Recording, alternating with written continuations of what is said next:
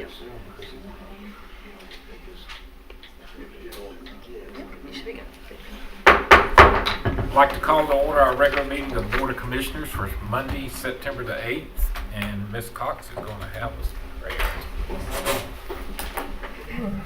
Dear Heavenly Father, as we come to you tonight, we'd like to thank you for allowing us to be here tonight to do the business for Stokes County to take on these issues and make good decisions. We ask for your wisdom, guidance, and direction in all the decisions that we make.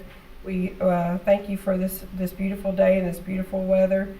We'd like to ask for your travel mercies on the way home this evening, and it's in your name we ask these things. Amen. Amen.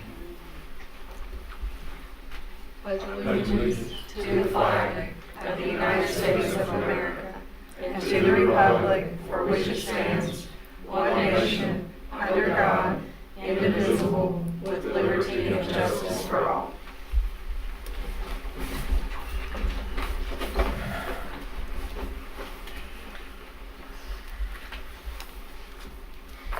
Need approval of the agenda.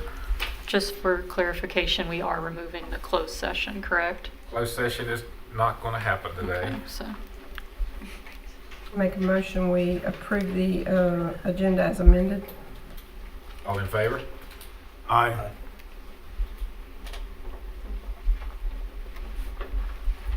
All right, we go to public comments.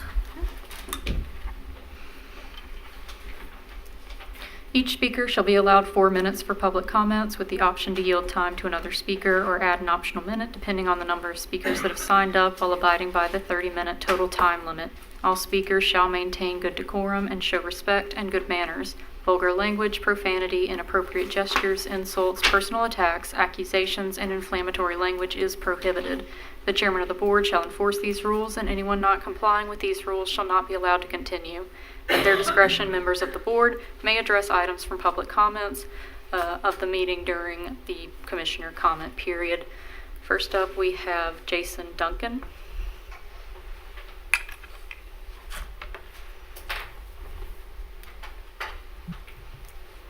Good afternoon, good evening. I mean, it's great to be here. I appreciate the fact that y'all give us an opportunity to speak about our community and what we would like to see happen in our community, because in Stokes County, as well as a lot of rural counties, your schools or school building is the center, but it's not a school anymore. So we've got to do something to keep that to be the center of our community.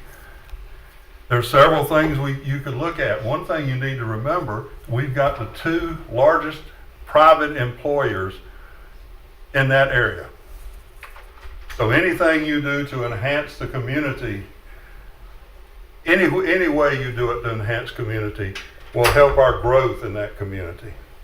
My suggestion in the use of the school, you could always, we've got 4 classrooms down the side. There's been several comments online talking about using it as a mental health facility. You can block off the entrance to the school where you can't get down the halls. That would make a great Y or Y type facility. The library would make a great place to put the machines and the weights, because it's a large room, it's open. And gymnasiums, obviously, the gym, which would be used by people in the community throughout this. We've got a hospital, we've got a doctor's office down there. We've got a golf course, we've got the lake. We've got the potential to grow if we have some facilities that would attract people other than just, because as I was told, the airport's getting ready to 20,000 jobs for the building airplanes. We're less than 30 minutes from the airport. They've got to live somewhere. Make our building something useful so they can move up here and have things to do. We'd like to save it. It is the heart of our community. I do appreciate the time to talk. It's amazing that I didn't take my full 4 minutes. But I guess y'all are really lucky. But I did work at, I should have introduced myself. Jason Duncan, I did teach at Pine Hall School for 30 years. I subbed there until they closed it 2 years ago. So I've got a lot of investment in my heart in that building, in that area. And we'd just like to see an opportunity to grow and become a better place to raise families. Thank you. Thank you. Up next, we have, let's see, I believe it's Wanda. Yes.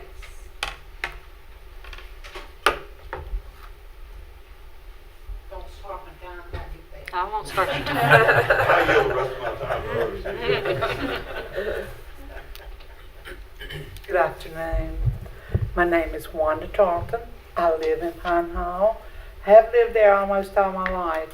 I was thinking on the way up, I went to elementary school there from 1st grade to 8th grade. They didn't have kindergarten back in those days.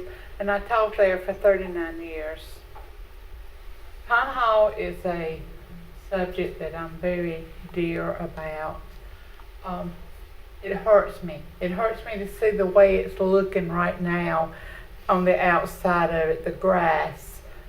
It's terrible. Mike Joyce's memorial thing that's there that Mike was so crazy about Pine Hall.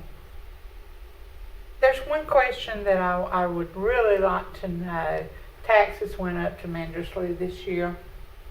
What's my taxes going to do to help me in Pine Hall? I don't see nothing that is forthcoming for Pine Hall that they needed my extra tax money for. It's a shame. At the school, we always been the school that done without. The way we got things for our school was from the staff.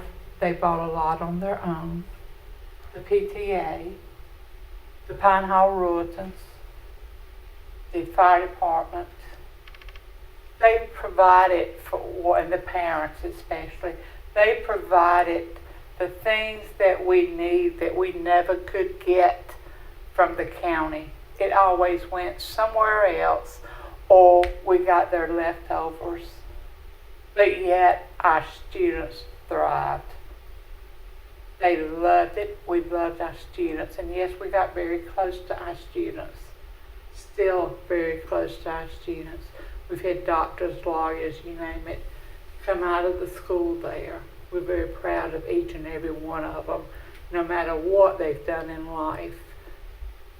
And it bothers me to see it. And I would love for it to be turned into something that the community can use. I know there's been gospel singings out there. There's been women's beauty pageants. We've cooked for benefits to raise money for people that need it, cancer. We've had all that there, and we would love to be able to get that back. It's just something that we got to put in God's hands. And without God leading us to what we need to do for this school and for our community, it's bad. It's bad. The playground equipment out there, most of that playground equipment, the Pine Hall Ruleton Club bought it, assembled it, and where is it? It's out there among a bunch of that grass. You know, why wasn't it offered back to the Pine Hall Ruletons? Why wasn't it left there for the students that lived around the community or the young people to go back and play basketball? They even got all the concrete up. You know, there's nothing there. That's part of their memory. And it's part of our memories from Pine Hall. And I hope and I pray very hard that you will consider doing something and to get back with the Pine Hall people about what's going to happen. We vote for school bonds to open up new schools. Why can't we vote what to do with Pine Hall as a county? Something just to think about. And I appreciate it. Thank you so much. Thank you. Thank you. Kathy Taylor.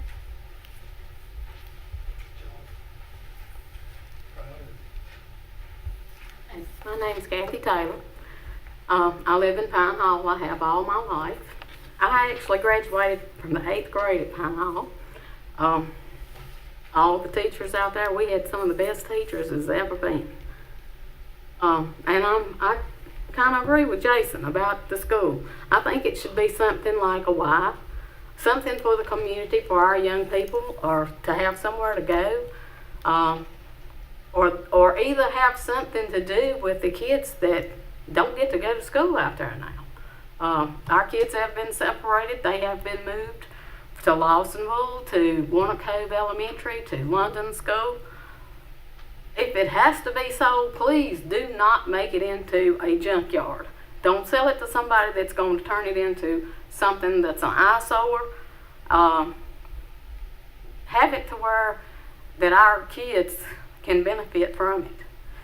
Keep it, if it kept in our community, have it to where some people in our community can use it, like they said, either a Y or something to where the people can go out there and enjoy themselves. We've had like the car show that they have out there. They have all kind of benefits in the community out there. So that's pretty much all I've got to say. Just keep it to where our community can use it.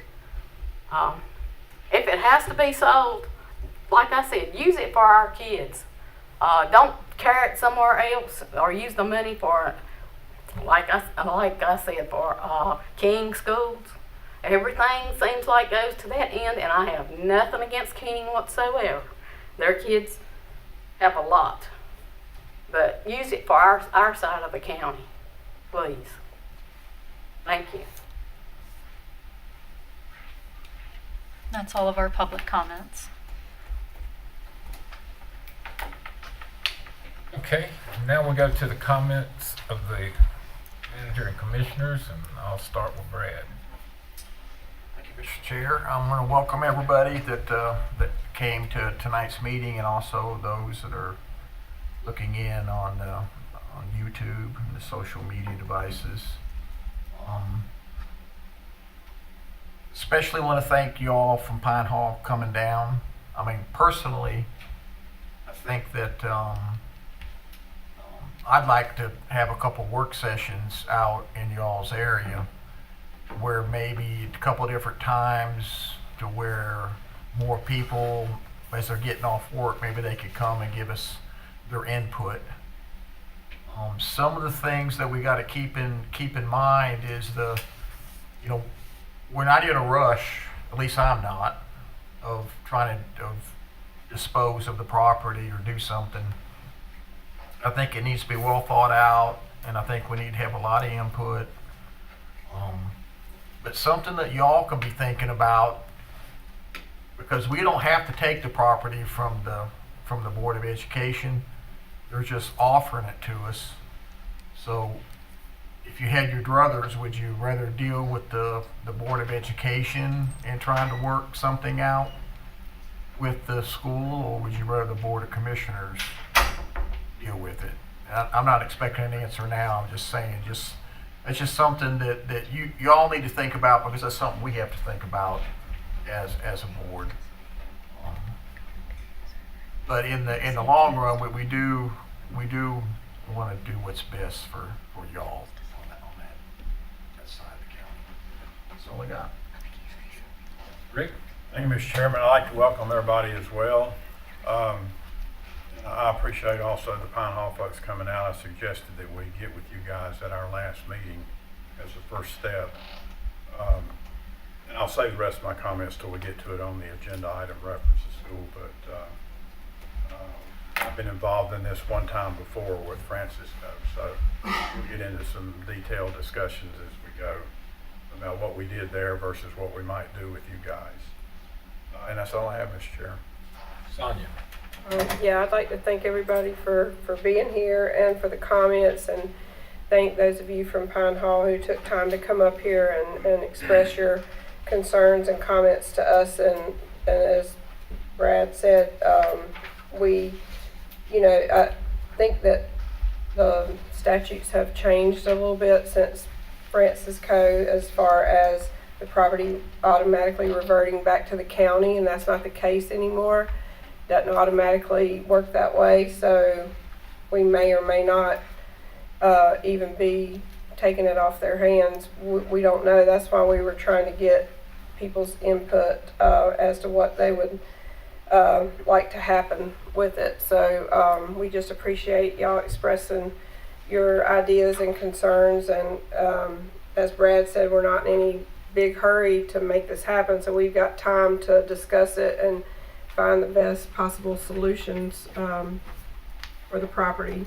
And I was there when we turned it into, did Mike Joyce's memorial. I was on the school board, so I'm very acutely aware of that being there and how important that is to the community and how important that school was to Mike. So I would like nothing more than to see that be maintained and continue to be there, as well as something that the community can be proud of and find useful. So hopefully we can find a way to you know, keep it from falling into any more disarray, or we definitely don't want to see it turn into a junkyard or anything like that. So we hope that we can find the best solution for everybody out there, for sure. But thank you all for being here, for sure. Jeff? Thank you, Mr. Chairman. I don't have any comments. Amber? I just wanted to remind everybody that the Stokes Stomp is this weekend. It's Saturday. It's a free event.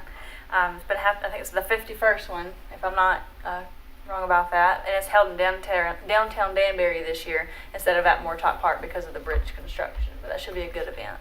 And that reminded me, the Stokes County Fair starts tomorrow too, through Saturday.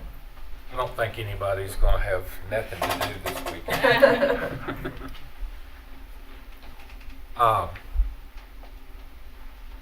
I appreciate y'all coming. I appreciate your speaking out. This is not going to be an easy decision, and we're not going to jump at the first thing that happens either. We're going to look at all the rules we have to play by and try to make a smart decision. So your patience, and we'd rather be tried in court instead of Facebook too. So there was a gentleman that's, you had one, is it just one that got here late, and did he get two? So just to show you I'm a nice guy, I'm gonna let y'all talk. But I got one more thing that was my little project when I ran for commissioner. As of last Friday, inspections and building permits, you can apply online. They kicked it off Friday. They still got a few little bugs, like anything new, they're working out, but now we're not one of 6 counties that don't have it in North Carolina out of 100. So Eric and his staff, hats off. Okay, come on up. If you would just state your name and where you're from, just for the record. You got 4 minutes. You got 4. I'll take 2. All right. My name is Michael Gibson from Walnut Cove. Mike Joyce was my stepfather. Gail Joyce was my mother. I saw in the news last week that this meeting was happening, and I wanted to jump up here. Thank you for mentioning the playground. If at all, I mean, we're talking about Mike Joyce's homestead. He's buried 1/4 mile at the church just by there. Mike's philosophy was he'd be the first one to arrest you, but he'd be the first one to help you out if he thought you learned your lesson. And he didn't preach that to me. It was the way he lived his life. It taught me so many examples. I get emotional, I'm sorry. People still stop my mom. You're okay. Thank you. My mom will be in the grocery store. People will come up, some previously incarcerated by Mike, and will thank her and ask if they can mow her yard, that they appreciate Mike so much.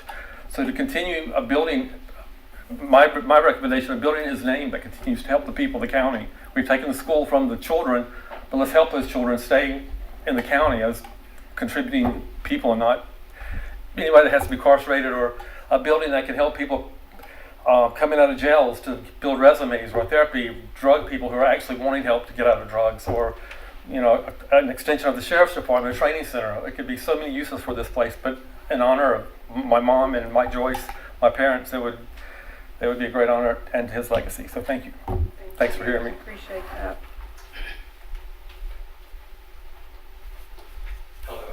I live in Pine Hall. My name is Stanley Bowman, and I'm also in the Rueton Club.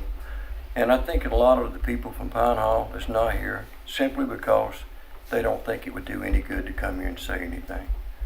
And actually, I know that. So I think it's your job to prove them wrong. I think that this building in Pine Hall is near and dear to each and every one of them's heart. It has a lot of sentimental value to them. And I'm not going to recap on what everybody else said. I just think it would be great to do something in the community for that building to be used for something great, to bring that community even closer than what it is. If you come by there anytime, you will find people working, especially me.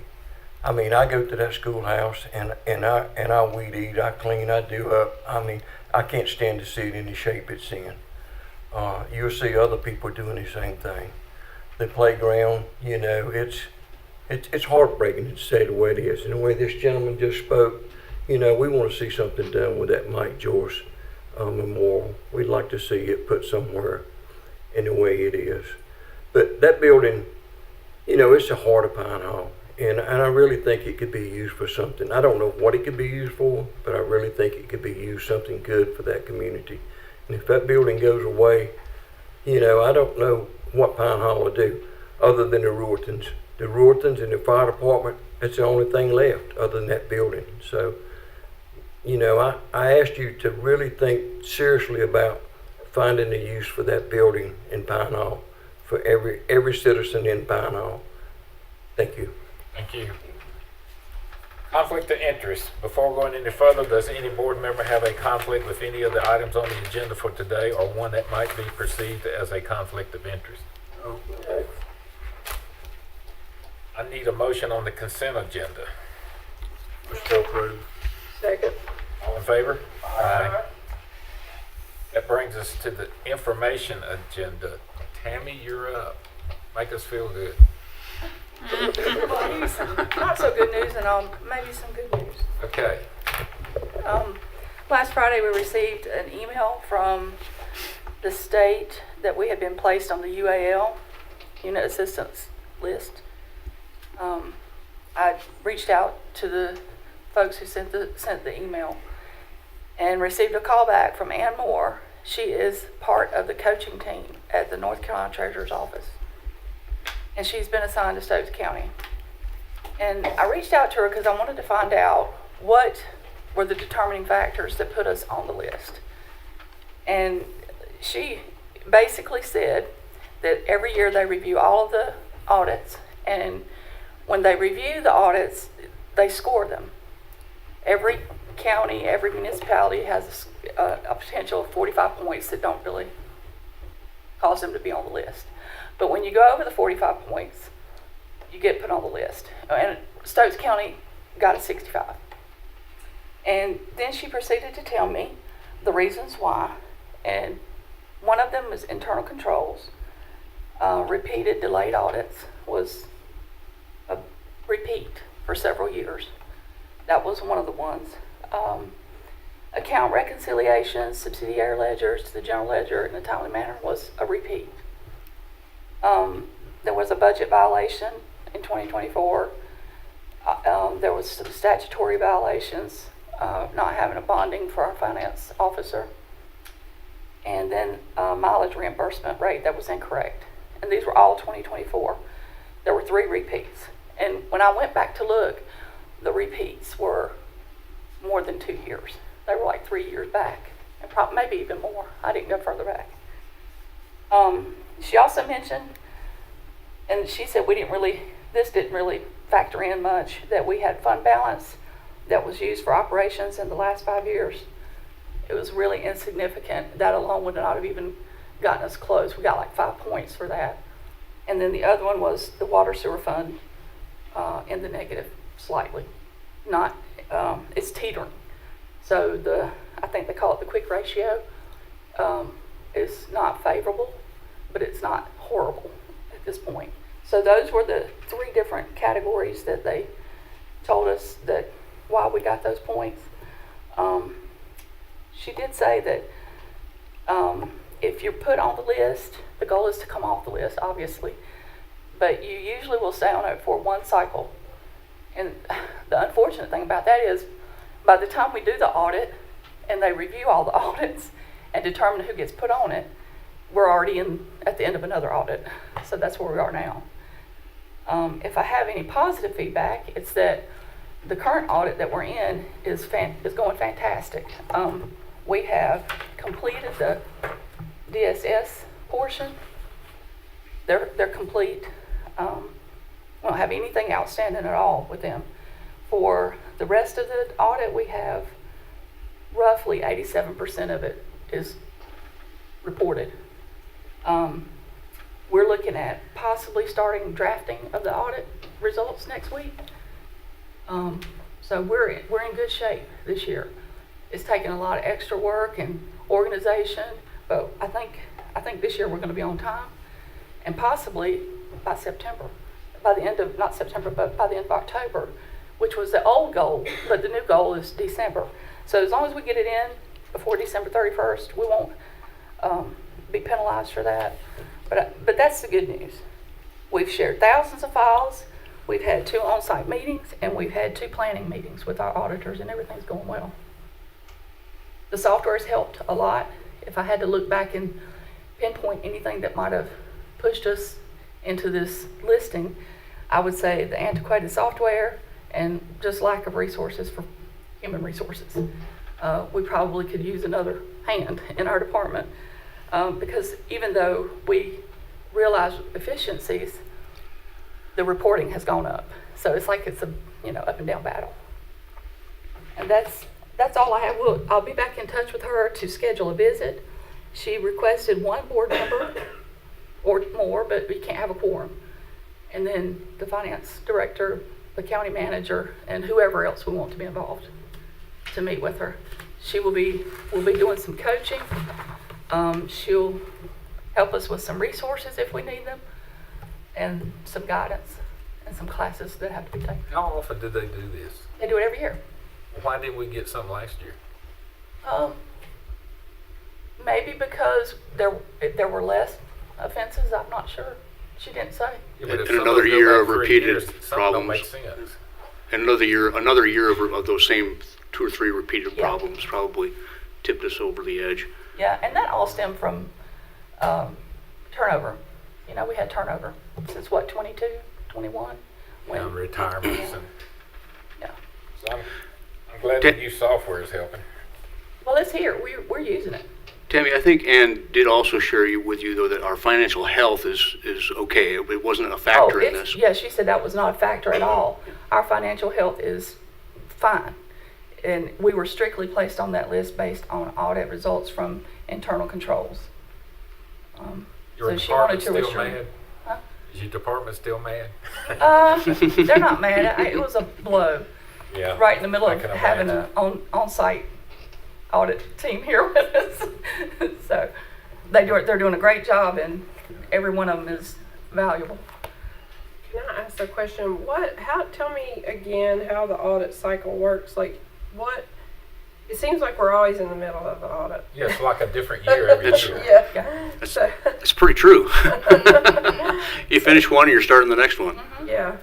So pretty much that's the case all the time, basically. But it's When I came in- it's due by December 31st, but you think we'll have it done by the end of October? Okay. That's our goal. Okay. And Jeff met with our lead auditor, and she had nothing but good things to say about A lot of positive comments. our accomplishments from the prior year to this year. And she said she had a screenshot. You would not believe how much further we are into our process than before. That's good. Rick? I would say, Tammy, that, this is not a major concern to me.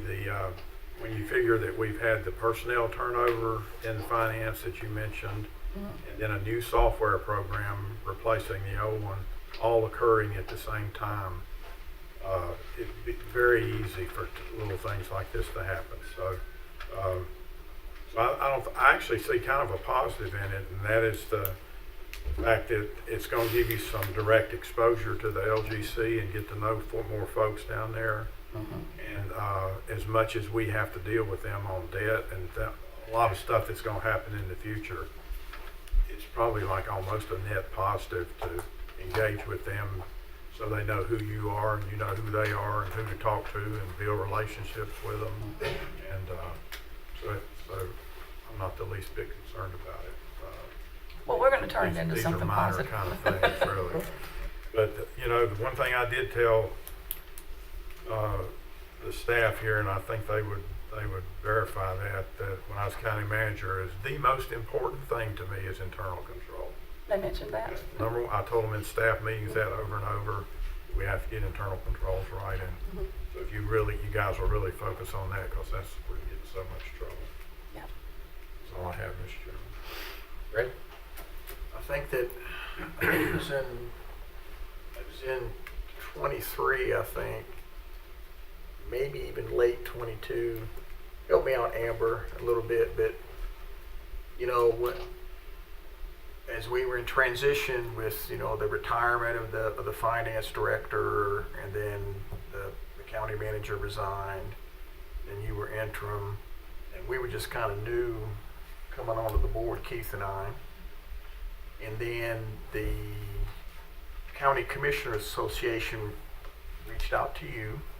I think Amy wanted you to come to a class, and you did like a half a day, you know, because I had a lot going on.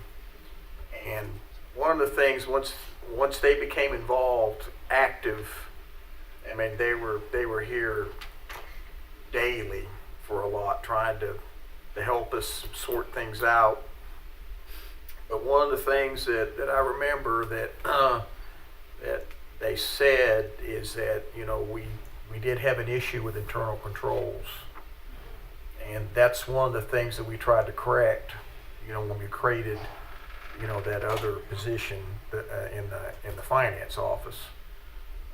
But of course, like you just said earlier, you know, we try to keep up with the, you know, personnel wise, but then what happens is they continue to up the work that, you know, that has to go along with it. You know, I come from city government, but it's still the same government, and one of the first things to me was how everything was that day. In other words, there was no planning going forward. They'd pass a budget, and then you have to cross your fingers that we'd had enough money for reoccurring cost into the next year. I don't blame any employee here for what has transpired. It's all about policy, and it's about providing the right resources to make sure that we have enough people to do the job, and qualified people to do the job, to get it done. So please, when you go back to your staff, I mean, I've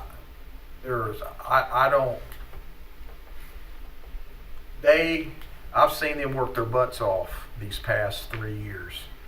And that includes Amber too. And I mean, Amber stepped up and did a great job. And so please make sure that no one in your office thinks that, you know, we're upset with them, because They do work really hard, and they work to hours that most people would be home having supper with their family and relaxing, and they've been here endless hours, working weekends. Amber can tell you that, and I've heard stories about it. So I think they have done a phenomenal job with what they had, the resources they've had, and they continue to do so. I mean, we're still working beyond what a normal work week would be. So I'm thankful for them. They're a great team, and I've told them that. well, you know, keep up the good work, and we'll get through this. But everyone just needs to keep their head up and march on. Thank you. Y'all really do a great job. Thanks, Thank you. yes. Thank you. Before we go any further, bless his heart, I totally forgot him.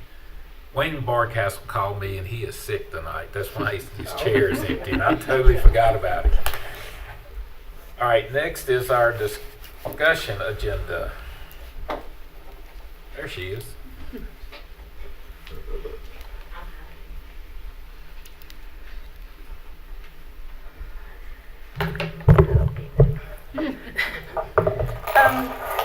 I come before you today because we received an offer to purchase some property that the county owns that is over on Highbridge Road. We received this offer on August the 19th, and I've discussed it with Richard Brand, the tax administrator, and county manager Jeff Sanborn, and we all agree that this is a fair offer for the property. So the offer that we've received is $40,000 for the property. The county acquired it in 2020. Kind of a backstory. We had plans, didn't work out, so now it's just surplus property for the county. So I would like to request that the board moves this to action so we can approve the resolution so we can start the upset bid process. Due to the new deadlines of the newspaper, we can't start the process until the 18th because of the new deadlines of the newspaper. What is the new deadline? You have to have everything to them by the Friday before, or normally we would get it to them on Monday afternoon, but now they require it on Friday. Friday before. So we can still get it to them this week and they can get it in next week's paper. So we just learned of those deadlines last week when Olivia sent kind of a heads up.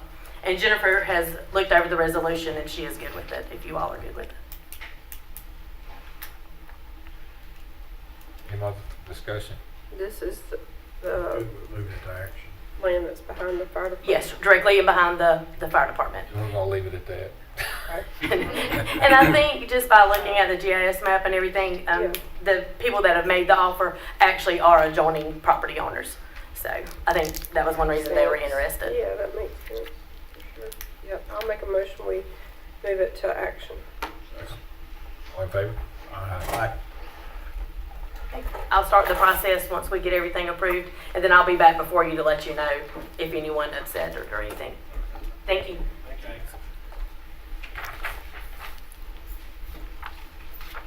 Next, Jeff is going to bring us up to date on the fire service agreement revisions. All right, thank you. We've been marching down this road for a couple of months now since we first shared with you a rough draft of our future fire service contract that we would enter into with all of our rural fire departments. And then shortly after that initial engagement, I reached out to the Fire Commission and we agreed on a framework for a collaborative effort to make sure that everybody gets the opportunity to provide input. And so what has really happened over the last month or so is that the Fire Commission worked very hard and they did a great job in improving that original draft. They streamlined it, they cut out a lot of things that didn't need to be there, and they put some things in there that also needed, that we were overlooked in our initial draft. And like I said, they worked very hard. I want to say they met 3 or 4 times over the course of the month, many hours working together to improve on that product. And they were able to get that back to me actually a little bit ahead of schedule. And so we're right on time on the timeline that we originally developed. And so in accordance with that framework that we developed for improving this product, I have now taken their draft and I've provided my edits, if you will, that I would like to include on what they sent to me, and that's what's here for your consideration now. And included in the packet, I provided you with a copy of their marked up draft. So that's the base document with all the red line edits that they made and all of the comments that they collected, not only from themselves and members of the Fire Commission, but many of our fire departments as well. They incorporated into their recommendation. So all that raw data was there for you. So I know several of you have taken a close look at some of the comments and stuff like that because you made comments to me about them. And then what I did was, in order to move forward, I accepted all of their edits that they recommended, created a new clean copy, and then I overlaid my red line on top of that. And so there's another copy of the product there that shows my red line. Ultimately, I agreed with the vast majority of what our fire commission recommended. I think, like I said, I think they did a fantastic job. But there were about 7 or 8 key points that I did disagree, and modified some of that language for your consideration. That was outlined in the cover memo that was with the agenda item as well. And then the final copy there is what is the clean draft, incorporating all their changes and then my changes on top of their changes for your consideration. It's cut the length of the document just about in half. I know there was a lot of concern about the length of the original draft product. But the bottom line is it's much more streamlined now. It's much more readable. There's not things are where they need to be in the document. There's not some of the duplication that was there previously. And what I'd like to ask is for your approval. Either you can either take action tonight, or if you want to think about it until the next meeting, that's perfectly acceptable as well. We'd still be on schedule. But if you are happy with it, we can get it back out. Now the next step is to send it out to all the fire departments and then collect their feedback again. The timeline allows for about a month for them to get us their feedback, with the idea of you guys approving a product in the month of November. And then there's a couple months of actually taking action on it after that, where we theoretically we could have a new contract in place with all of our fire departments on or about 1 February or so, if we stay on track. So I'd be happy to answer any questions or engage in any dialogue. Right?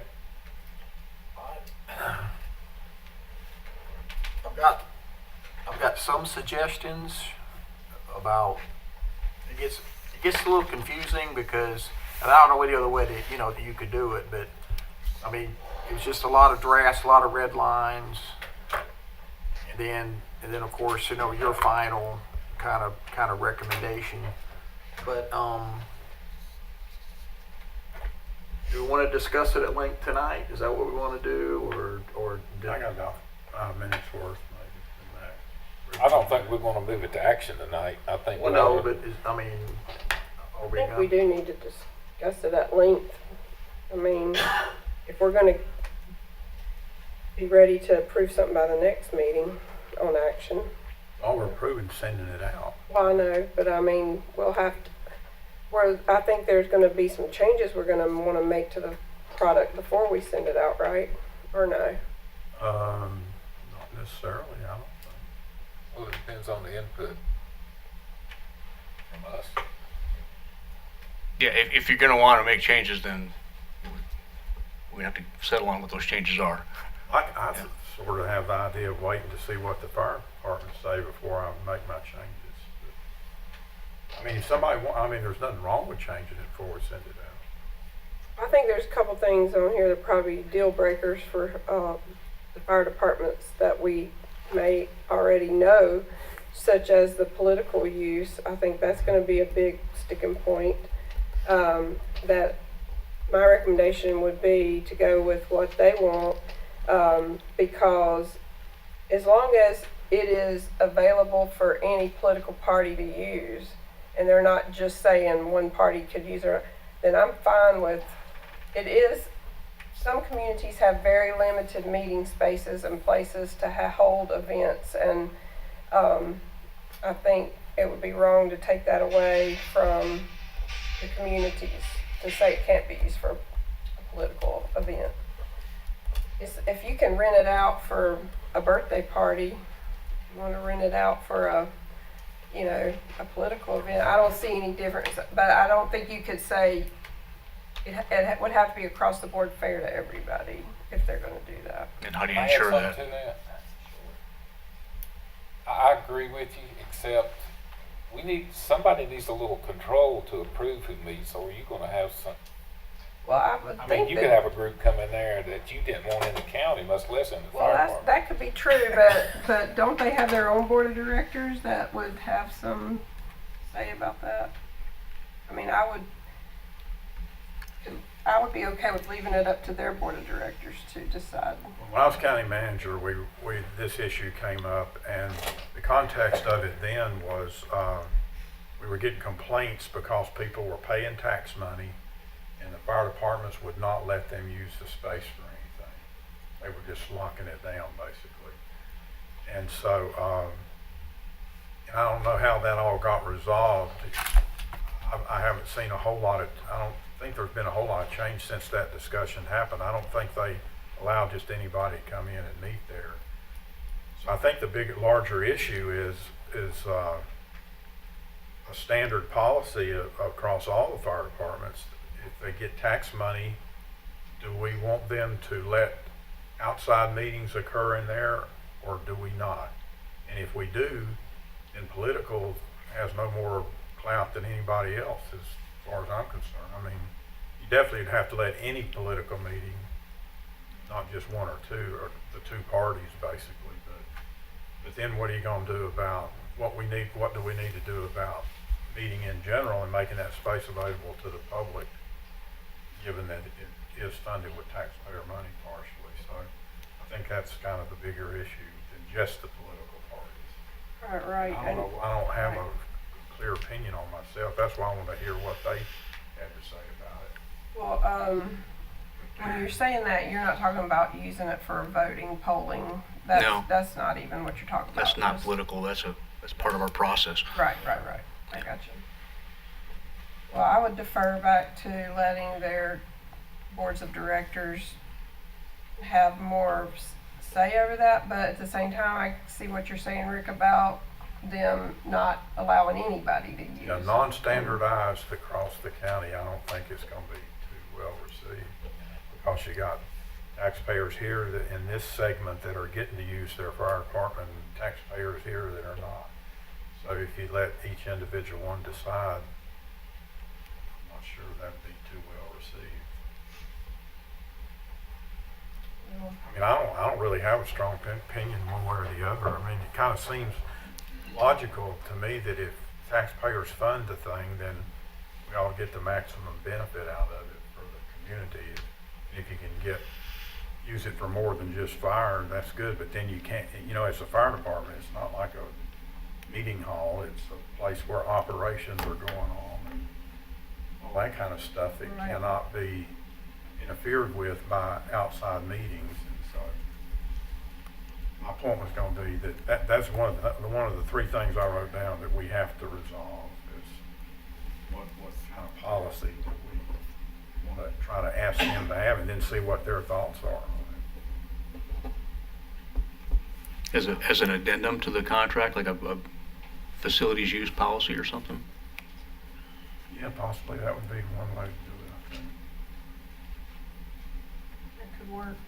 And I just don't have quite a feel for, used to they didn't want to let people in for much of anything, and now I don't know if they've changed their opinions on that, or a lot of them still feel that way. In some areas, they may have had a bad experience with a group that came in and used it and left it messy or something. I mean, there might be, and that could have been years ago, and it's not an issue anymore. I don't know. I haven't heard anything lately about any fire department saying that things couldn't happen there, community events or something.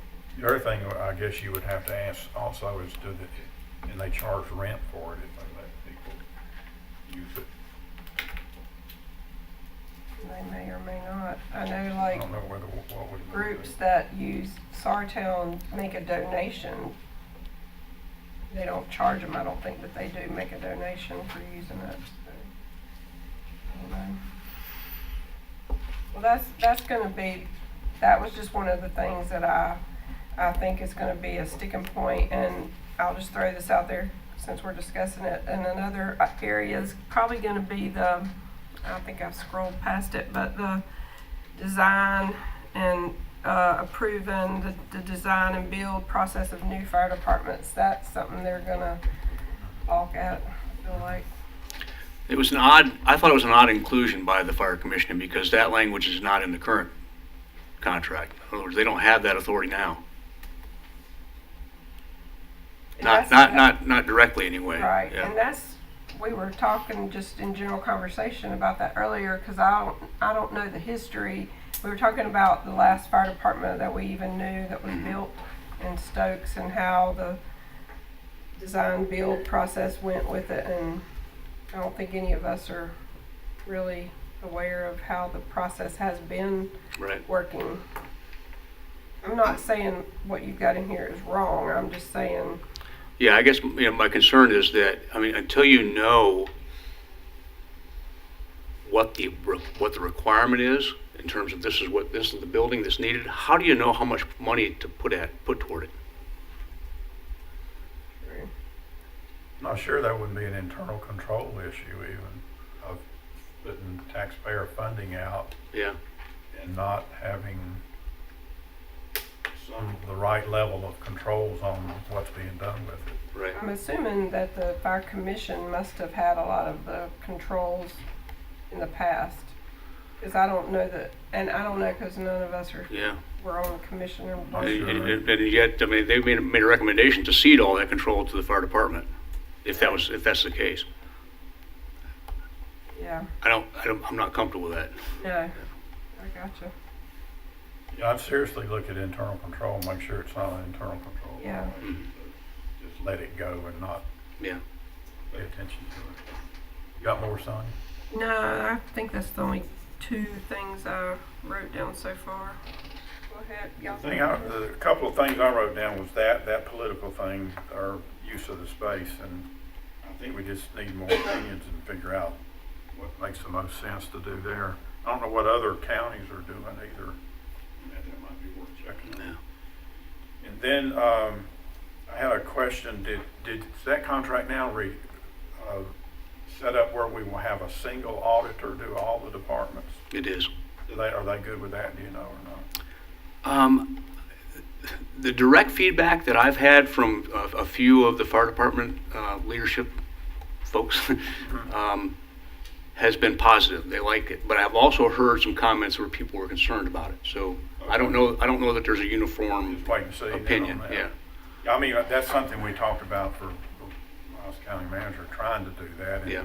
we never were able to get over the hurdles associated with doing it. Yeah. I mean, some of the questions like, well, if we're going to do that, then how are we paying for it? Well, Yeah. the same way we are right now. It's just a centralized way rather than a Which decentralized way. auditor wants to do that? Yeah. Might be a question too. May not be any. Yeah. that want to do that. So. And it can kind of be to whatever standards that we desire. It does. I like the concept of doing that though. Yeah. If they're okay with it. Yeah. And then the last thing I had, I text Wayne, got his opinion on this too. I don't think a month is enough for the fire departments to comment back on this. He said something about they just meet once a month, some of them, and don't want to rush them to where they don't put the right time in, get the good comments back to us. So Wayne said the end of the year, I'd say next 2 or 3 months, give them 2 or 3 months to comment, would be my opinion. I mean, I think I just know how, the fire commission's already gotten a lot of their comments. Okay. So I'm not sure about, maybe not from the boards of directors, but certainly from the chiefs. They've already been providing input. Okay. So We've already cut it almost in half yeah, from the first. They're just meeting once a month. I don't know that I don't know what their meeting schedule is. If they're all gonna get it back in a month. I'd just double check that. Give them more time to make sure you get what you want. I guess we have a schedule, and I'd like to see if we can keep to it. So if we get a month down the road and we're hearing complaints from the departments that they haven't had the opportunity, then we can modify it and that's the way that the schedule was set up. So, Why don't you advertise up front that you will do that? If they don't get it done in time. oh, we can do that. I Yeah. think it's gonna vary by department, because like you Yeah. say, there's some chiefs that are probably already on top of it Mhm. and have already talked to their boards about, and then there's some that probably aren't, Or maybe just ask them if there's anybody that can't make this deadline. before you lock it in or something, however you want to do it. Yeah. Well, I mean, even on the draft part where they did the initial mock-up, there was a few actual board of directors that were making the comments like that. That's Yeah. right. So, I mean, We're You know, we operate in a digital environment now, right? You know, we yeah, have to yeah, meet so to consider it's not things. like- It's not like they, you know, they're in the dark. Yeah. You'll hear the comments. Yeah. Oh, we have. Yeah. Yeah. you say don't rush them, I mean, Yeah. get it back, just make sure we get a good product back from them. Because then it's gonna be kinda hard to, a few of these things will be pretty hard to decide on. Yeah, think I mean, once I you- agree once with their comments you come that we back. need the feedback on this for sure. I mean, Last thing is, I think I agree with about everything you had in there with your changes. But I'm open to hear a counter argument from them if they don't agree with you with the markups that you made. They all seem, Yeah. seem pretty logical, make sense to me. Okay. That's all I have. Basically, if we don't get, we need to get this out so we can get the comments. So that we need to. Yeah, I was just going to, based on that on Rick's suggestion, and yeah. I wonder if we'd all be better off if we just get it out there, Well, imperfect as it may Make be, it and we clear can continue for to work some- collectively. For some reason, nobody understood this was a draft. Stamp it, big red letters, second draft comments on it. Good suggestion. Yeah, and get it out quick. Yeah. Yeah, I think if we, Plus, they've already heard what we said tonight. Yeah. They can if they Yeah. go listen. right, that, we're not rubber stamping what you've done here, in other words. Yeah. We just want more feedback from It's them. a yeah. So- approval of a draft. Right, Yeah. yeah, we're, Maybe we could ask for specific feedback on this whole facilities use thing and how we can, what would, if we had a county-wide policy that applied uniformly across departments, what language should be in it?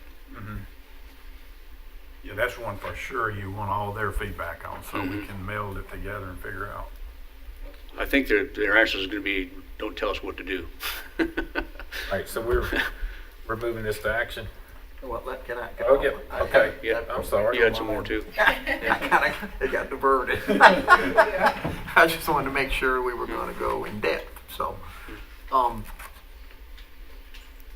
I've been getting feedback from the different fire departments too, and what I tried to do is to make sure that, because they kept going back and forth about, on the red lines and everything. So if what I'm getting ready to say, you've already put back in, and I didn't catch it, then, Okay. then we're good. But in 1.4,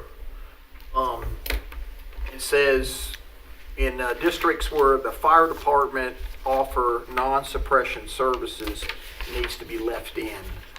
And one of the first drafts, I forget which fire department indicated. 1.4? Yeah, I got 1.4. That's section 1.4. 1.4 is, section 1 is definitions.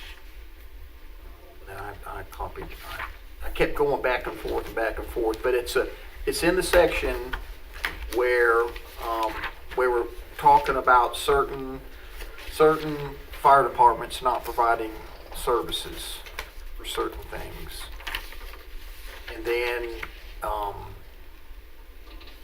what some of the input I got is they wanted to make sure that it was included in there or left in there that in districts where the fire departments offer non-suppression services, that part needs to be left in. So you mean like rescue? Yeah.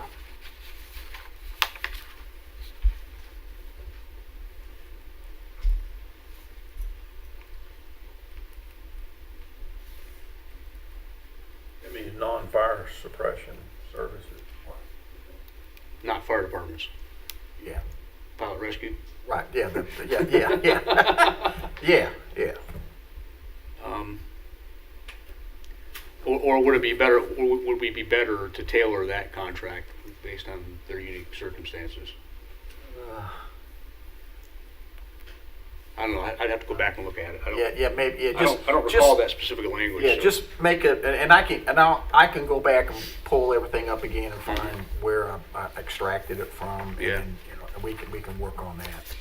The second thing is that not all fire-related calls require an engine and 4 people. When we were talking about according the statute or the Fire Chiefs Association, the state level, it only applies to structure fires, and so that policy should read as such as part of the contract. I'll take a look at that.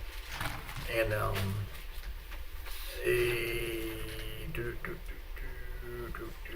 and of course, Sonia brought up another thing about a lot of the fire departments. They already rent out to the public, like birthday parties and stuff like that. So they don't feel like that.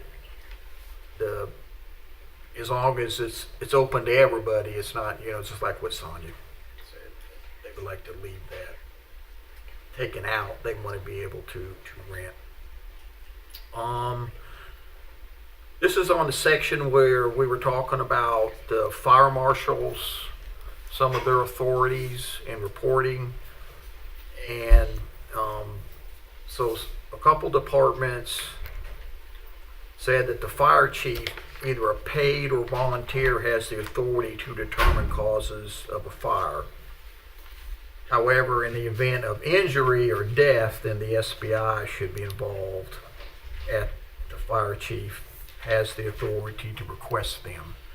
In other words, what they were seeing in there is everything was going to the fire marshal. Right, and I had a conversation with Scott about that, and I asked him very pointedly, who has authority to do fire investigations, and it is the fire marshal. Nobody else, the fire marshal. Only the fire marshal. Or the state.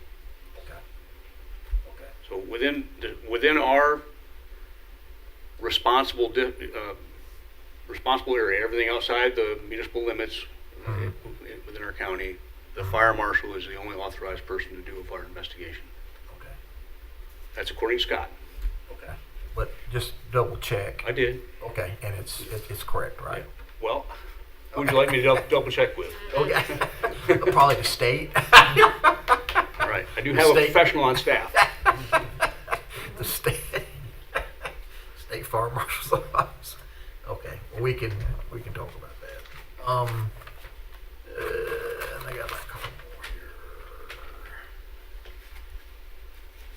And then when it's the section where we're talking about when dealing with the certain percent, I think it's the 5%. Is that what it's? The 5% difference of non-response. Yeah. So currently, the fire commission may not be structured to make those assessments, because that's listed in that section where the fire commission would do that.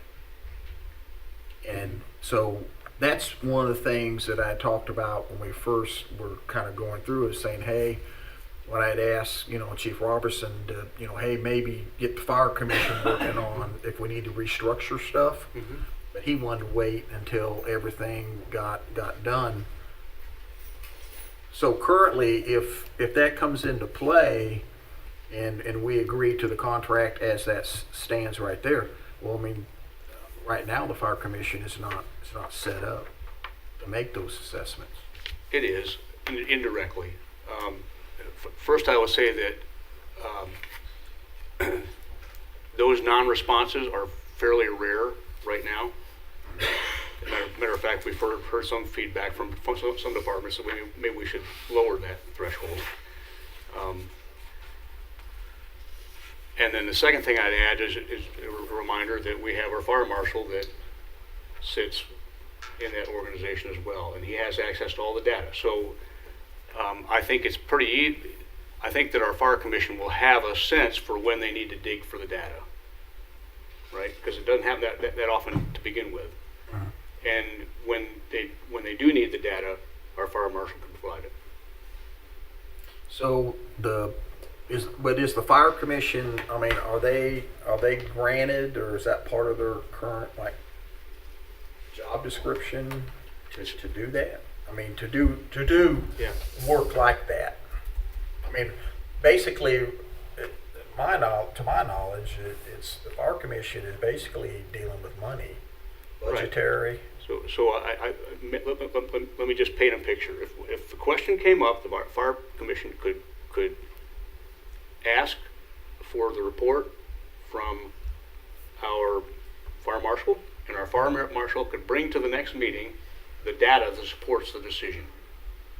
And they can say yes or no. I don't think it's a concern. And I mean, that language came from their recommendation, right? So they're not pushing back on it.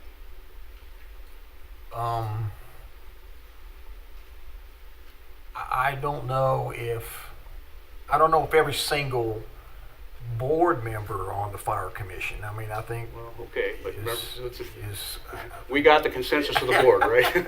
Just like you five. yeah. I'm just trying to clarify. Yeah. And then let's see, I got two more here.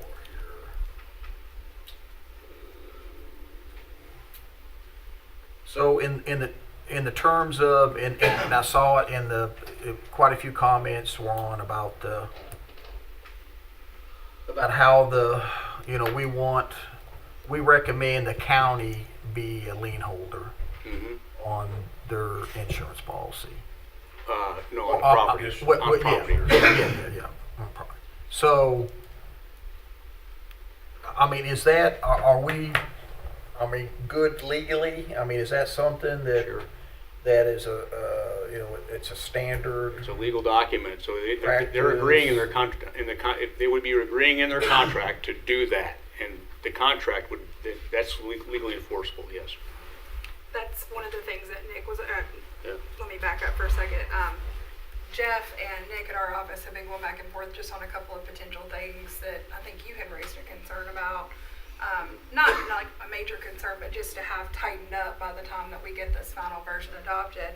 And one of those was that some language had been removed regarding the county being placed as a lien holder on some of the apparatus purchases, things like that that were being published with public funding.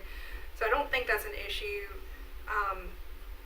on its face right now. Nick and I are sort of just trying to get through the weeds on certain things, but I think it'd be fine for the purposes of sending it out to the departments. We can always tweak something if we find it later that it was an issue, but it seems to me that it would be both legal and prudent to make sure that the county could be reimbursed if it's purchased with county funds, and maybe it's not paid off yet or something like that. We'd want to be the lost payee, I would think, on a lot of these. Was that your concern, Jeff, on that? Yeah. Yeah.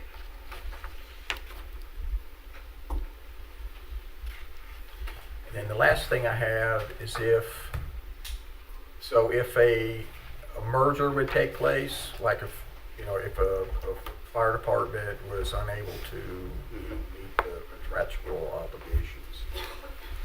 So our agreement would say, hey, we'll seize all equipment and also the building. But what about, because we got two departments that they're not land-based. That's where I think we need to. Stokes County. There are a couple of special cases where I think we're gonna have to tailor those contracts just a little bit differently. That's it. All right. Move on. I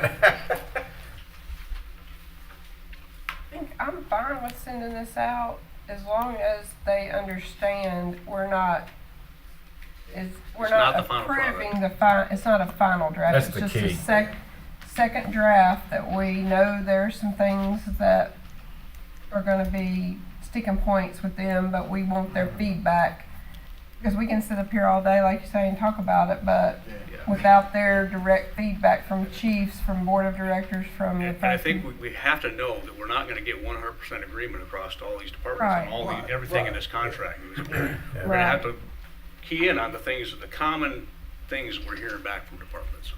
Right, right. So basically, you want to move it to action, not to approve it, but just to say, we want this draft sent back out, or do we even need to do that? We don't really need to take action. We can just by I think consensus. you could just have Consensus. a motion that To you send could out take the second action, that draft. it could be sent out. As a second draft. Yeah. Yes. That sounds right. Yeah. You wanna make a motion?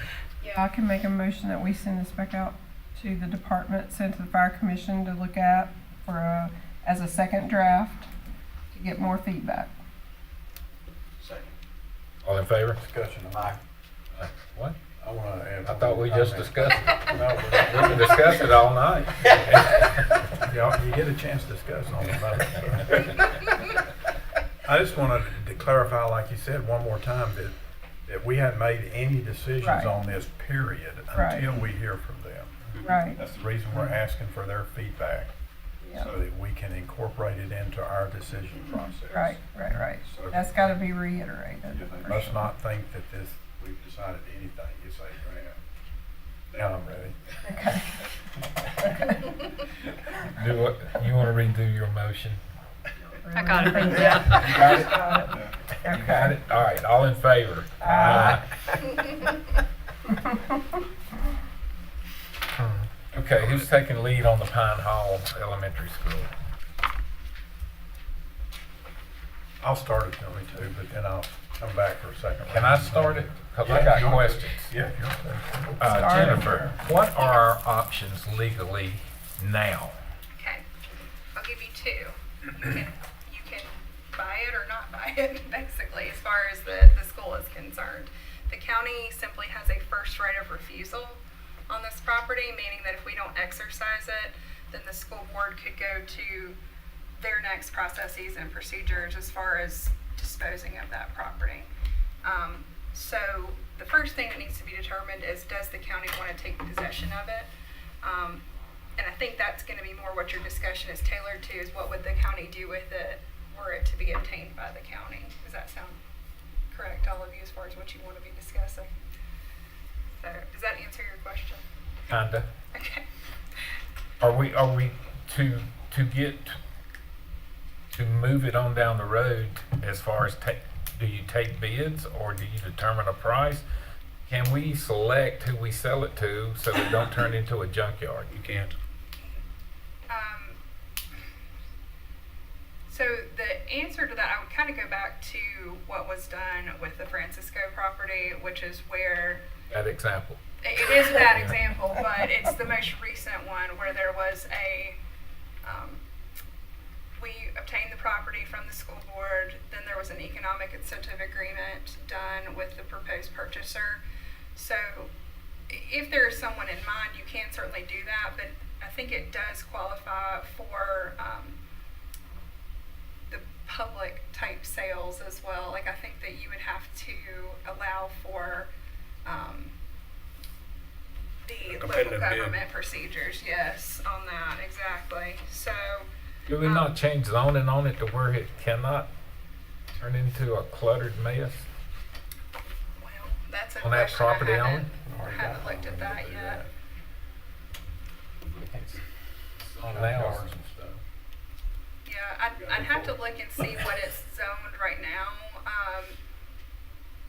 So I think that were it to be turned into something else, it would have to be, I know with the prior property, it was converted into I think it was a light industrial, isn't that right, Rick? For the Francisco property, so there was a zoning consideration as well in that, but,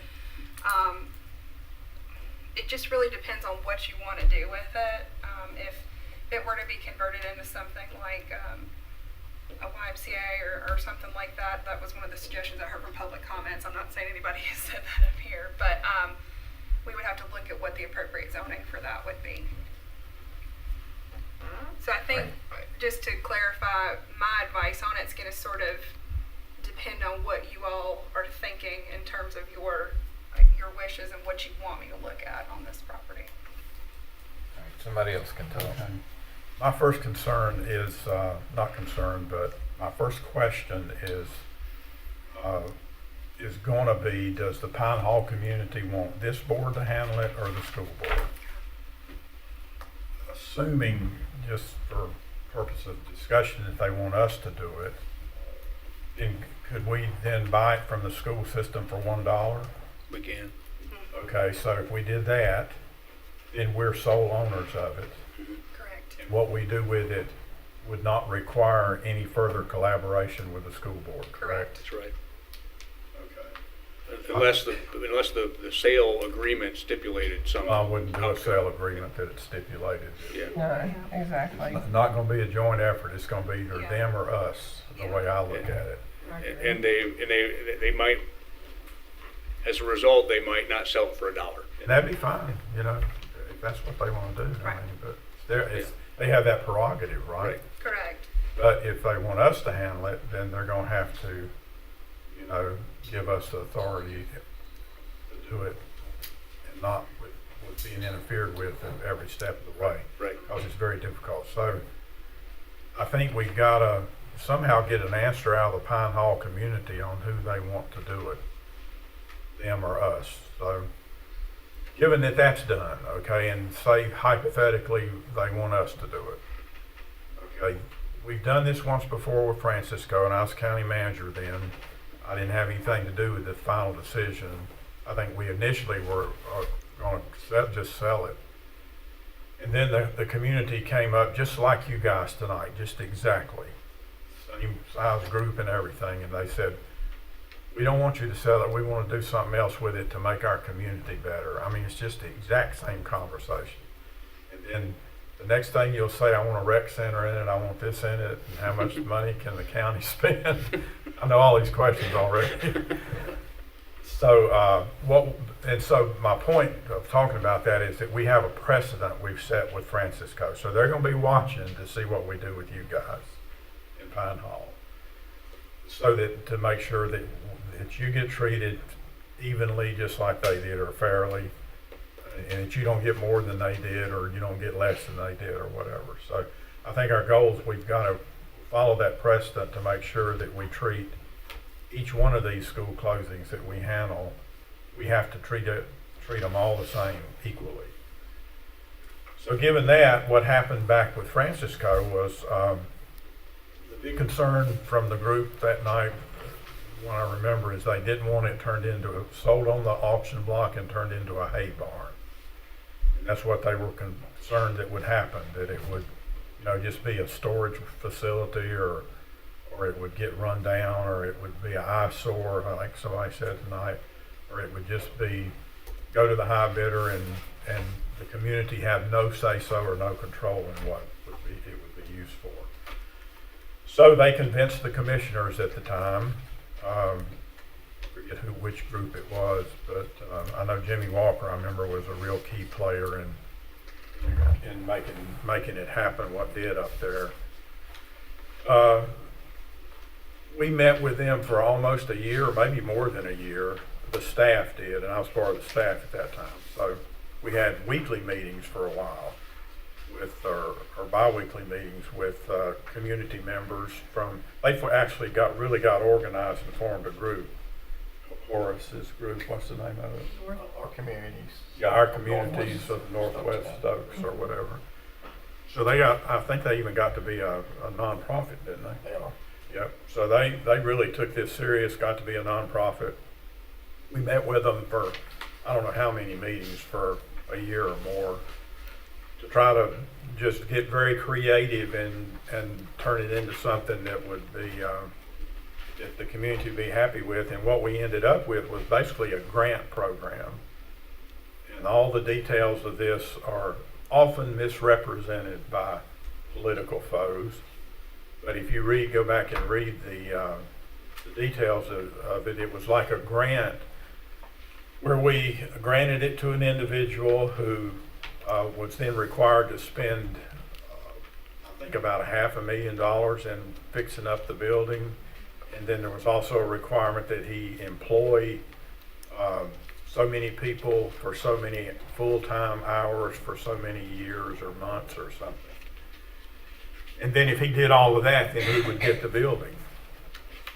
We had it appraised and everything. It's all part of this process. And if you guys are interested in something like that, we can go back and resurrect the details of that and see if it's something you think you'd want to try again. I don't know who the individual is that might participate. We kind of got lucky the last time, but there may not be anybody that would want to take it on under those circumstances. So, but what we ended up with was a building that didn't turn into a hay barn. It turned into a business for those years, several years where the requirements were met for the grant, and then it's now transitioned into retail space, and it's a restaurant there, a motorcycle aftermarket place, and then I think some other folks are looking at going in there. But it's probably going to be a total retail facility and a big plus for the community. So, given to figure out who's going to do this, and my approach to just one voice would be to work with the community to try to maximize the value of it to the community, as you guys have requested that we do tonight. So that's all I have right now, Mr. Chairman. Who's next, Brad? I think I kind of like what Rick explained, and then what under the comment thing, I guess in phases, is first of all, we just need to know if you want the school to do it, the school board, or you want us to do it. But if we do it, and as we go through all the meetings and everything, it's you're going to have a funding source. I mean, I don't know, unless we could come up with something to where the county would be able to fund it. And I don't know what that would be right off the top of my head. I think have something like the Y, what was talked about earlier, I think that's great. But with that, you're going to have an employee that's, going to have to be there. You're going to have insurance. You have to pay utilities. So a lot of the stuff, is going to come down to reoccurring expenses. And we'd have to understand, where that money would come from. So I have. Yeah, and just to add to that, we have to be real careful. So I don't think we did pay to keep the utilities going and everything, and keep the building from getting mold and deteriorating during this process. The county paid for that, but then I think we ran into legal and other hurdles as far as funding specific projects there. And then if we fund you guys and we didn't fund them up there, then that might be an issue, kind of like I alluded to earlier. So we have to really, this is a interesting process to go through to try to figure something like this out. I think would you say, I'm throwing this out there, safe to say that if the school board came back to us and said, we're not interested in selling it for $1, we want so much, more, then I think this board is going to be inclined to say you can keep it if it's I would. thousands of dollars. I would if it's more than $1. So I think, it might be a moot point is what I'm saying if they wouldn't agree to that term, that they sell it to us for $1. Because when Francisco was closed, it automatically reverted back to the county. There was no question. The county just took it and did whatever they wanted with it. And then we had the option to give it back to them, I think, but we didn't. Right. We chose to keep it and work Right. through the process. So. And I don't think they wanted it. If I No, they remember. didn't. No, they didn't. So I don't know. I have not spoken to any board members of the Board of Education, so I don't know what they're thinking. Or, I don't either. I haven't either. Oh. no. Well, I think we'll need to keep this on discussion further to iron some of that out. I do hope that it can be something valuable to the community. It would, and if the cost is not considerable, that somebody could come in and be able to turn it into something valuable to the community would be great. Do you all want an informal email to be sent to their council, just asking what they're thinking in terms of the consideration or price? Yes, that would be I can do that. the next step, yeah, to see what they're thinking.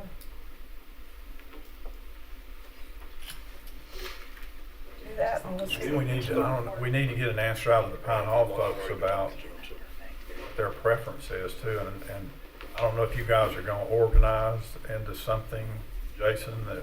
Could I ask a question? Yeah, sure. Going by what you're saying,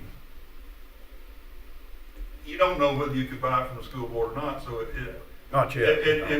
for us to figure out which one we was gonna deal with is a moot point right now, isn't it? Because if they come up and charge you $10,000 and you say, no, we won't buy it for that, then you need to find out who's gonna keep the building before we organize and go talk to that group, because But right we now. need to know who you want to do it. Too, I mean, do you want us to do it or them? Does your community? Well, if they won't sell it to you, it'd be no use for us to want, you'll see what I'm saying? Yeah. We I see could what plan you're to saying. talk to county commissioners all we wanted to, but then the school board, you say you wanna get it for $1, then the school board says, well, it's gonna be $100,000. I don't wanna And get you say no, it. then we've gotta go back and. My point redeal. is, I don't wanna get it for $1 either, if you would rather have them do it than us. See what I'm saying? I see Chicken what and you're egg. saying, but I mean, if y'all just felt to come in and said, we really, really prefer the school board do this and we work with them, then we'd be happy to let you do that. But if you come in and say, we want you guys to do it because you did Francisco or for whatever other reason, and then there's no point in us trying to buy it if you don't want us to do it. You see what I'm saying? So it's kind of the chicken and egg thing, I guess. Is that something we can give you an answer later? Oh, sure. Oh, yeah, yeah. This is not going away tonight. Okay, thank you. Yeah, we took over a year to figure this out, doing Francisco, and you know, it may take a year to figure out what we do with this. But as soon as we know what the school board's answer is, we can let y'all know what they say back to us. The Well, school might board, have more of an idea. the school board can't do economic development.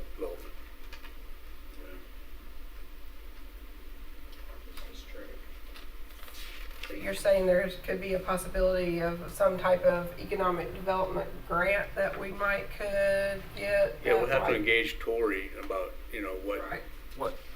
Well, I've done it. I might as well say it. the ways, the things that we can do are kind of limited by general statutes, but there may be state money that we can take advantage of for economic development that would offset the value of property. And We need to really think about, from the county's perspective, what we could use it for, if anything. I don't know how much we thought that out, but the mental health thing is something we're seriously lacking in our county, and that sort of thing. And I don't know if any of the opioid settlement money, because it does, some of the mental health is tied in with that, if that could be used somehow to do something over there. is that the best location for it? Well, it's right there with.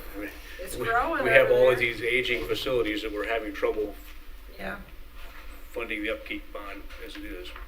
well, So, my question back to you, are you guys gonna organize into some kind of a group or something? Have you thought about that to, Yeah, kind of we're like gonna Francisco organize. did?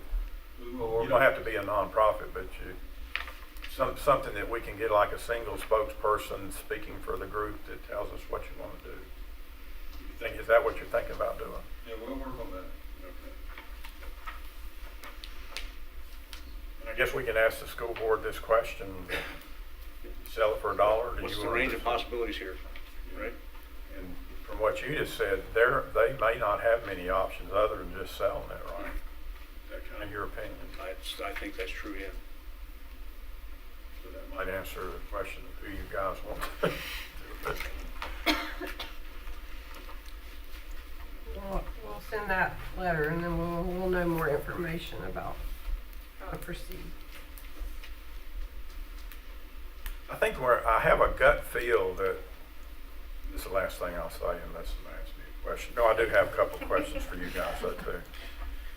I have a gut feel that we're in a better environment to do something with this school than we were with Francisco because of the massive growth that's coming in your direction from the airport and coming from the south and coming from the west and everywhere down there. So I think this optimistically, this might be a little easier to come up with a solution than it was at Francisco. And then I have two quick questions. Did somebody mention during your comments that they jackhammered some concrete? Who did that and when did they do it? It's been done quite a while. You can't see it now because of the grass is almost as tall as I am. But we had kids from the community that would go out and just shoot some basketball there. It was a basketball court. Was it done after the Did they school do was it on closed? purpose? Yes. Yeah. They did it after the school was Yes. closed? Yes. Took down all the playground equipment out there. Yeah, they may have used it somewhere else, I don't know, Well, but they jackhammered the. They don't sell an auction online. That was, not to interrupt, that was quite disturbing to the town hall citizens that playground equipment was removed and there was no notification to anybody why it was removed and where it went to. And there's still a lot of people upset about that. So, but why did they come and jackhammer the concrete? know. They did it Sounds like- after the school was closed. I'm wondering if they're trying to figure out what it would cost to do infrastructure improvement or something, buried lines or. If you hadn't been by there, you need to ride by and look what it is. And It's a like we mess. said before, it's right beside of Mike Joyce's memorial. It's a mess. I think it may have been liability, but I'm not sure. But Yeah, that's probably true. I think the great people at Pine Hall just needed an answer. That's all they Mhm. you know. Sometimes you have to do stuff for liability purposes, so that might have been a justifiable But, you know, reason. all they had to do was just tell the people that. Yeah. The other question I had, did somebody say the air conditioners and heaters had been removed? Yeah, I've seen that myself. Really? Yes. So it's not being air conditioned or heated right now? So how is that keeping mold out? It's got windows left in it? The windows Yes. are in. Not in the other one part, it don't have one. So who took all the air conditioners and stuff out? School county, It wasn't the county. the county workers took them out. You mean the school Yeah, workers? school. Yeah, I got School you. system workers took them out. That's surprising. The split units, there were split units all through that building and every one of them was removed. Yeah, there's one in every, look like classroom. Were they in good enough shape to put them, Oh, yeah. use them somewhere else? Is that what they did probably? Yeah, that's probably the logic. If you hadn't done it, then it'd be worth your time. Now go down there. Yeah, I'll go by there and see Mark down at the golf course. Even Jeff need to go check it out. Oh, I went. I've been Since there. it's been closed? Yes. I was there last week. Oh, really? Yes. It adds another little dimension to it. Yeah, that does. Okay, that's all I have, Mr. Chairman. So we move on to the next thing. Yeah, I just put this on discussion. We will. How often, so we're gonna do how we gonna handle this? We can wait. Oh, sorry, maybe that's not my place to say, but I We're gonna figure we can wait. discuss for this some- every meeting, or are we gonna Only discuss if it we once? have new, Yeah, I'd say if we have new information. Okay. yeah, new developments. I think what we need, maybe, Mr. Chair, maybe what we need to do is find out if we're gonna own the school or the school system is, and if we know that we're gonna own it, Right. once we know that answer, then we transition this to Jeff to work. And I would like you to get Jason's information so he can be contacted on what's going on and where we got meetings, so you're not hit at the last second. Is that fair?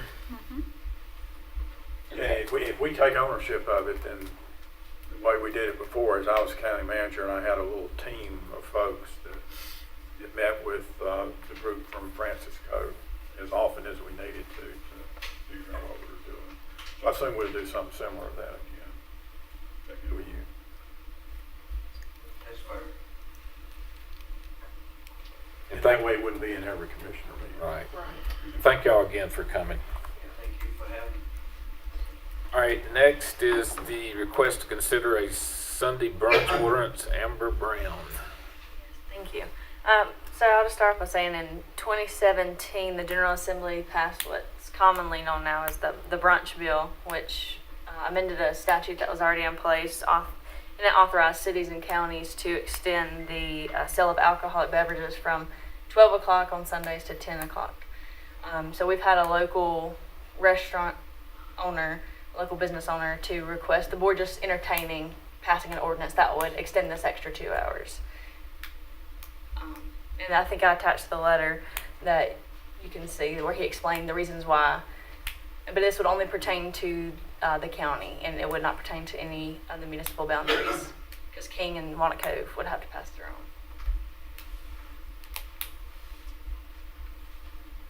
I'm all for it.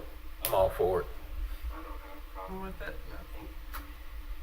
Yeah, some people need a mimosa with their brunch. I guess. And I'll just say if everybody is okay with it, then we'll draft an ordinance and have it on discussion for the next meeting. Of course, church don't get out till late. We won't. Yeah, no comment. So that brings us to our action agenda. And Olivia, give us an attempt at what we're going to try to vote on here. Yeah, so this is kind of like a Nice four-parter, but it all goes And together. before she starts, Tommy, there's been texts, emails, and everything you pulled me out for has changed, so bear with us. So the first thing that we would want to do, we had it on the last meeting. We nominated Ken Sevier as that hunting organization member. So our first step would be, and I did not receive any additional applications for that position in the meantime. So it would be polling the board to approve his appointment. Okay. Sonia? Severe. Severe. Okay. Then the next step would be, we need to appoint a chair of the board. I believe Tommy spoke to the members of Well, or like reached you can out. read what you want, but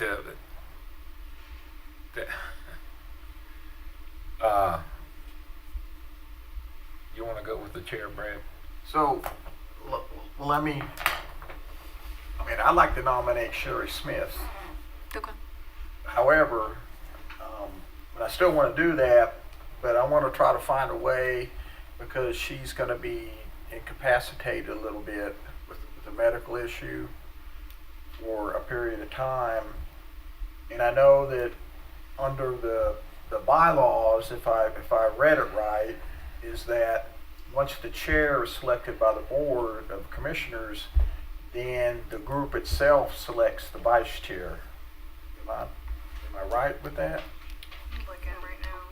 There's not a vice chair, sir. There is no vice No, chair? they select somebody to keep the minutes and what goes on the discussion of the board, the meeting. That's it, there's no vice chair. Okay, so if Sherry would be voted on as to be the chair, would there be an ability of another advisory board member to kind of like help out in the chair responsibilities until she gets? Can I answer that? Sorry, I'm looking at the bylaws right now. Please. Item 7 under meetings says that in the absence of the chair, an acting chair shall be appointed by the board members present. So at each meeting, Okay. they could theoretically appoint the acting chair for that meeting. Okay, all right. Yeah. I make a motion to appoint Sherry Smith as chair. I'll second that. All in favor? Aye. And just for clarification, the chair does serve for a 4-year term, so that would go until 2030. The remaining members would be on alternating 2-year terms, so that the entire board isn't potentially, if like everyone lost interest all at the same time or what have you, you would only have 2 members switching out every 2 years. Because we started, or this board kind of fell in the middle of the year, we didn't want to have to appoint them now and then have to reappoint them like again in January. So essentially what we could do is we'd pick 2 people of the remaining members who at the end of 2026 would be reappointed, or if they wanted to step down, have new people appointed, and then the other 2 would serve until the end of 2027. So it's a slightly, it's like a 1.5 year to a 2.5 year thing, just to keep it. Once that time passes, it would immediately go back to that 2-year cycle. It's just where this is happening right here. And so you could decide which 2 people would be through the end of next year and which 2 people would be serving until the end of 2027.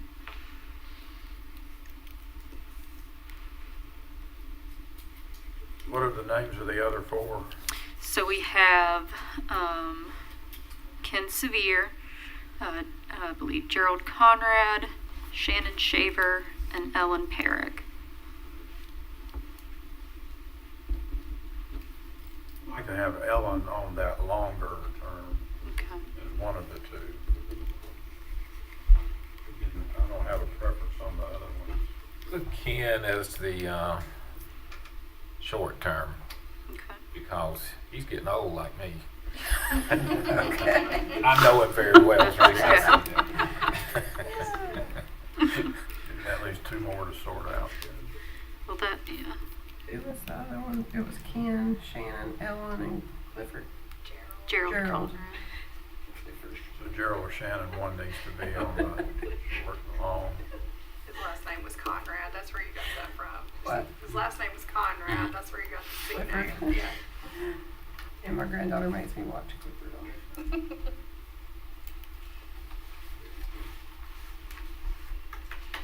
Oh, So it's now either Shannon or Gerald to be the 27. Correct. I'll say Shannon for the long term. I'm fine with that. Okay. I'm fine with that too. that's fun. And Gerald's on the short. I'm going to write this down and then I'm just going to read it off. So. Okay.